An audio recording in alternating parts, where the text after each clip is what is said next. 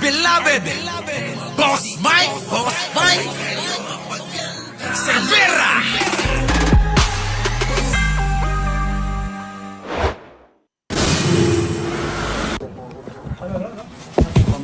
O kaya nga, pamilya ka, may pamilya ka, pero ang ginawa mo, Sir, hindi na po bago sa ating mga operatiba yung pag may nahuli po drug hanap pusher, sir. ka.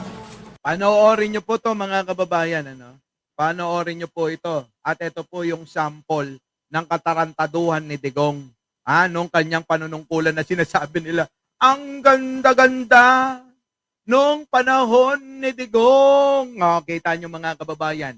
Sino ang involved dito? Yung mga inutusan niya para pumatay ng mga adik puno, mga kababayan. Eto na.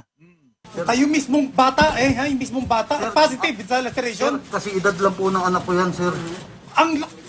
Yung bata na nga nagsasabi, yung bata na nga at positive laceration. Sir, hindi na po bago sa ating mga Ito yung operatiba. bago yung kalukuhan mo. Nanggagalaiting sinabon ni NCRPO Director Guillermo Eliazar, CPO1 Eduardo Flores Valencia. Alam nyo lang ang kagustuhan dito kay Eliazar, sayang hindi naging senador mga kababayan.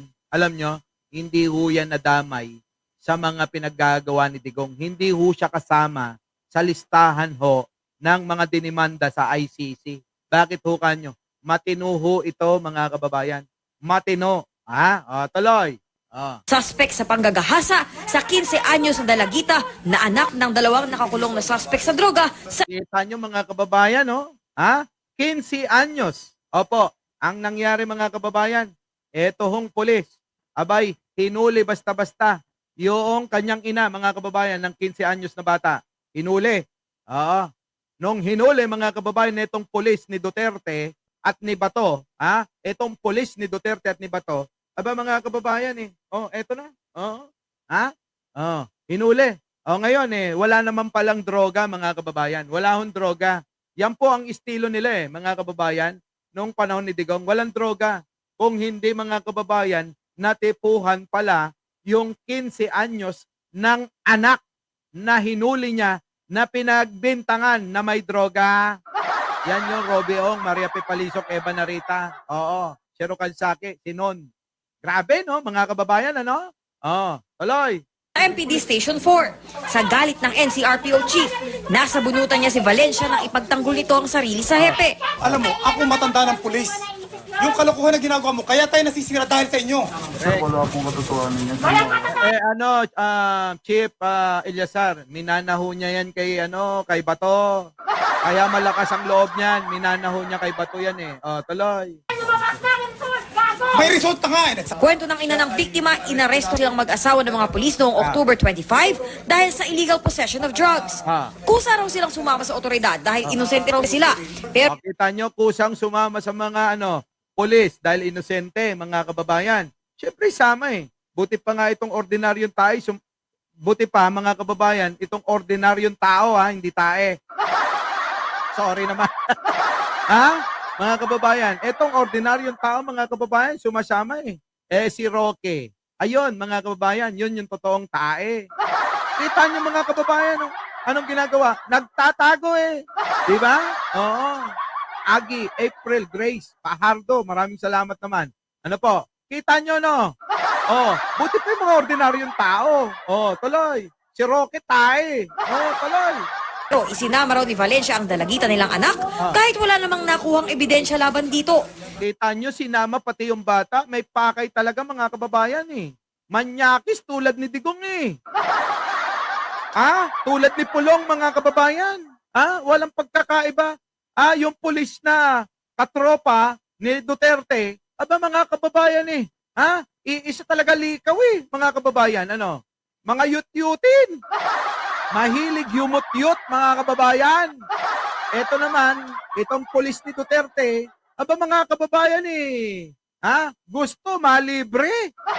At ito pa mga kababayan, 15 anyos, kakaregla lang. Mga kababayan, binira nung pulis ni Duterte, etong bata na anak noong kanilang biniktima. Kita nyo, saan ba naman kayo nakakuha? Hinuli nyo yung ina. Abay, sinama nyo yung anak. Anong klaseng paghuli yan? Oh, di ba? Jax Demolay, live na live ako. Oh, sa mga susunod na araw, medyo mahihirapan na ho ako ha. CBG, opo, maraming salamat. Dahil bukas na ho yung alis ko. Opo ha, bukas na po ko alis. Tuloy! Sabi raw ni Valencia, pakakawala ng mga magulang ng dalagita sa isang kondisyon. Bumubulong siya sa anak ko na magpagamit ka na para mapawalang sala ang mama mo, pati ikaw mapauwi. Pinagsabihan Grabe mga kababayan, ano? Kita nyo mga kababayan, binubulungan daw yung bata ng pulis ni Duterte. Ano ang bulong? Ano ang bulong ng pulis ni Duterte? Sabi ba naman mga kababayan, sige na, magpayut-yut ka na. Uuwi na kayo, uuwi na kayo ng nanay mo. Sige na, ako nang bahala. Pati ikaw makakauwi na rin Oo, isang yut-yutan lang naman to Saglit lang, Dahil para lang naman akong bibi Ano yung bibi? 1, 2, 3, tapos na Uy, kung ina talaga. Basta tropa, basta magkakasamang mga Duterte, mga nyakis talaga, ano? Si Delia sa Coco, maraming salamat po. Di po ba mga kababayan? Di po ba? Yun po yun, mga kababayan. Pagkaisipin nyo, syempre nakikita nila gawain ng mag-ama na mahilig sa mga babae. Di ba? The king of werewolf, Walang yan, mga kababayan Oo, hindi pinatawad. 15 anyos, mga kababayan. Oo. Di ba? Sarap. Mga kababayan, kahit naman kayo noon aminin naman natin. Di ba, Jax Demolay?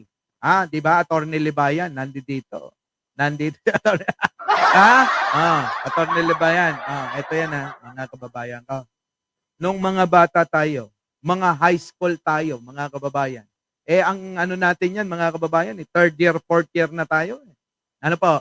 Kasagsagan ho ng mga natin yan, gusto na nating maka-experience, mga kababayan. Pero mga kababayan, wag naman yung isang matanda na aabusuhin ng ang bata. Pero normal lang sa atin nun, yung jowa-jowa. Nung high school tayo, hawak-hawak, halik-halik lang Happy na tayo, mga kababayan, Happy na tayo nung! Pero mga kababayan, ang ginawa nitong pulis, ginahasa talaga yung babaeng bata. Itong pulis ni Duterte, mga kababayan. Grabe. Tuloy. daw ng inaanak na huwag pumayag sa kondisyon ng pulis. Pero hindi raw nagpaawat ang suspect. Nilasing daw ng pulis ang bata sa dinala sa motel. Alak ka, mga kababayan. Nilasing daw yung bata. Kapag ka may alak, may balak, mga kababayan. Kaya nga ho, mga kababayan, kapag kami nag-iaya sa akin ng inuman, hindi ako sumasama. Marites Musni, thank you naman po Grabe naman. Opo, maraming salamat. Di po ba? Nako, pag may alak, kay mamaya na yung iyong yung iyong premyo Dalawa kayo, Kasi alis na ako bukas, Sobrang busy talaga. Ngayon, mga kababayan, nandiyan na si Kaykay. Mga kababayan, isipin nyo maigi. 15 anyos, pinainom mo. Bakit mo sinama? Yung nanay lang naman kamo, ka ang nahulihan mo. Nung sinama mo, nag-inuman pa kayo, pinainom mo at pinilit mo. Nung nalasing na, mga kababayan, ayun, ang tinamaan ng lintik. Niyot-yot na nung pulis ni Duterte. Grabe, no, mga kababayan? Grabe, matindi. Paano nangyari sa anak ko? Sabi niya, ginamit daw ng Valenciang hayop na yon. Sabi ko, anong kasalanan ng anak ko sa kanya? Bakit yung ginanon? Na may mga anak din kayo, bakit kailangan yung gawin sa bata? Yung sinira niya yung kinabukasan ng anak ko. Okay. Dahil sa nangyari, may mga kababayan, Yan ho yung panahon ni Duterte, mga kababayan. Ganyan po yung mga pangyayari. Ngayon po, ang tanong, sino ang mananagot din di po ba? Dahil po sa mga ordinansa at mga panukala, mga pinatupad ni Digong na war on drugs niya. Nagamit po sa hindi maganda. Aminin nyo na. Nagamit sa hindi maganda etong programa ni Duterte pagdating sa paglaban sa droga? Inabuso! Di ba? Nilasing daw ng pulis ang bata sa dinala sa motel. Ayan, mga kababayan, balikan ko lang ho, ito yung sinasabi ho siguro ni Aimee Marcos na bakit daw ho in-import daw? In-export. Sino? Si Duterte. Oo, sabi pa nga ni Aimee, in-import daw mga kababayan, iba ho yung import saka export. Ang import po, pagka po tayo ay kumukuha sa ibang bansa. Kapag ka naman po export, yung atin naman po ay dinadala natin sa ibang bansa. Yun po yung pagkakaiba. Import saka export. Ano po? Tuloy. Tulad ng ginawa nila Duterte, mga kababayan. 2 oras, mahigit lang. Yata from Hague to Vatican. Medyo yata malayo. Kainaro malayo yan. Ang malapit, pag nasa Netherlands ka na, kasi pupunta muna akong Amsterdam. Amsterdam. Pag nandun na ako, doon na ako, pupunta ng The Hague. Opo, ilalive ko po yan. Abangan nyo, Abangan nyo yan. Pag nakita ko si Rocky doon, sasabunutan ko yon. Sabihin ko, hoy, bakla ka! Ano bang ginagawa mo? Umuwi ka na. Sagutin ko na ang pamasahe mo. Total naman sa bundok ka na lang nakatira. Tuloy. Sabi ko, anong nangyari sa anak ko? Sabi niya, ginamit daw ng Balensyang hayop na yon. Sabi ko, anong kasalanan ng anak ko sa kanya? Bakit yung ginanon? Na may mga anak din kayo, bakit kailangan yung gawin sa bata? Yung sinira niya yung kinabukasan ng anak ko. Dahil sa nangyari, Kita nyo, mga kababayan, yan po yung panahon ni Digong. Opo, na masyadong naabuso ng mga pulis yung mga sinasabi ni Digong na ako bahala dyan. Sige lang. Ako bahala dyan. Patayin nyo. Gawa kayo paraan. Patayin nyo. Di ba? Ako na rin bahala dyan. Pag-bet nyo. Yung adik. Yutin nyo. Kita nyo, mga kababayan. Hindi naman nasabi ni Digong na pati yung mga anak. Grabe. Matindi. Antindi nung panahon talaga ni Digong. Alam nyo, masyado lang talaga tayong binulag ng mga kanilang mga alagad sa social media. Masyado nilang siniraan ng mga media noon para hindi paniwalaan ng tao. Di po ba, mga kababayan? Tinakot ang mainstream media sa kaparaan ng ipasarang ABS-CBN. Tinakot ang mga mamamahayag sa kaparaanan na ipinakulong sa Rappler. Di ba? Di ba? Ano ba yun? Right? Basta yun. Di ba, mga kababayan? Matindi. Our beloved Boss